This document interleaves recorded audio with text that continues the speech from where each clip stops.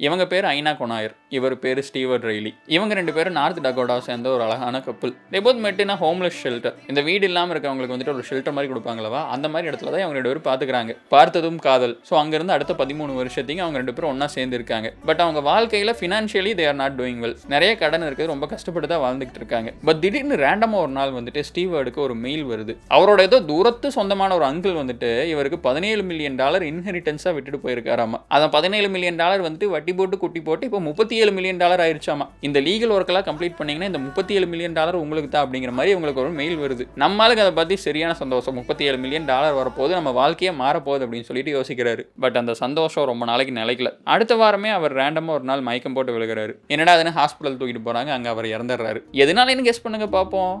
S, அந்த அக்கா வந்துட்டு இவங்களுக்கு விஷம் வச்சு கொண்டுட்டாங்க. ரீசன் என்னன்னா, காசு வருதுன்னு தெரிஞ்சோன்னா அண்ணனுக்கு ஒரே குஷி ஆயிருச்சு. அதுக்கு முதல் ஸ்டெப்பாக அவர் என்ன பிளான் பண்ணுறாரு அப்படின்னா, ஐனா விட்டு போட்டு ஜாலியாக போயிட்டு தனியாக வாழணும் அப்படின்னு சொல்லிட்டு முடிவு பண்ணுறாரு. பட் அது ஐனாக்கு பிடிக்கல. அது எப்படா நீ என்னை விட்டுட்டு இந்த காசு அனுபவிக்க நினைக்கலாம், நான் உன்னை போட்டு தள்ளிட்டு அந்த காசு அனுபவிக்கிறேன் அப்படின்னு சொல்லிட்டு யூனோ ரிவர்ஸ் கார்டு எடுத்து காட்டுறாங்க. பட் பிரச்சனை என்னன்னா வந்துட்டு அவங்க 2 பேருக்கு கல்யாணம் ஆகலை ஃப்ரெண்ட்ஸ். ஆனால் அவங்க என்ன நினைச்சாங்க அப்படின்னா, காமன் மேரேஜில் அப்படி 2 பேரும் ஒரு டைமுக்கு மேலே ஒன்றா இருந்தாங்க அப்படின்னா எந்த லீகல் டாக்குமெண்ட்ஸுமே இல்லைனா கூட அவங்க ஒய்ஃபாக தான் கன்சிடர் பண்ணுவாங்க அப்படிங்கிற மாதிரி நினச்சிருக்காங்க.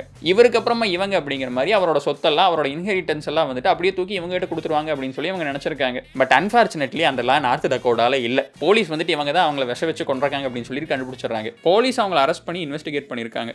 அப்பதான் உங்களுக்கு ஒரு விஷயம் தெரிய வந்திருக்கு. பிளாட் ட்விஸ்ட் என்னன்னா, அவருக்கு வந்து இமெயில் உண்மையான இமெயிலே கிடையாது ஃப்ரெண்ட்ஸ். எவனோ ஒருத்தர் இந்த மாதிரி உங்களுக்கு இன்ஹெரிட்டன்ஸ் இருக்குது, எங்களுக்கு காசு விடுங்க அப்படின்னு சொல்லிட்டு ஸ்கேம் பண்றதுக்கு அனுப்பின ஒரு இமெயில். அதை உண்மையை நினைச்சுக்கிட்டு இவங்களை விட்டுட்டு போயிடலான்னு அவர் பிளான் பண்ண, அவரையவே போட்டு தள்ளிட்டு காசு எடுத்துக்கலான்னு இவங்க பிளான் பண்ணியிருக்காங்க. இல்லாத காசுக்கு இப்படி ஒரு சண்டை.